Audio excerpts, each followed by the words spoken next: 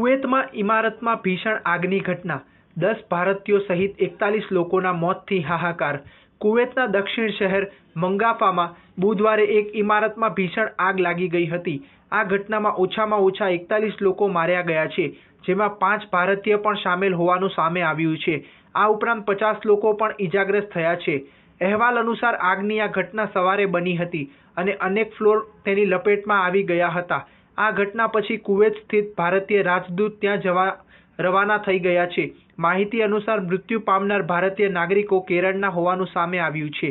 Kuwait ઓથોરિટીએ કહ્યું કે અમે આ મામલે તપાસ કરી રહ્યા છીએ અને આગ લાગવાના કારણો જાણવાના પ્રયાસો થઈ રહ્યા છે।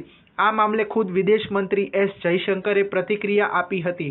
તેમણે ઘટના પર દુઃખ વ્યક્ત કર્યું અને કહ્યું કે કુવૈત સિટીમાં બનેલી આગની આઘાતજનક ઘટના વિશે જાણકારી મળી, તેમાં 40થી વધુ લોકોના મૃત્યુ થઈ ગયા છે, ત્યારે 50થી વધુ ગંભીર રીતે દાઝી ગયાની પણ માહિતી છે। અમારા રાજદૂત ઘટના સ્થળે પહોંચી ગયા છે અને વધુ માહિતીની રાહ જોવાઈ રહી છે। સ્ટાર ન્યૂઝ 7 હંમેશા સચ્ચાઈની સાથે।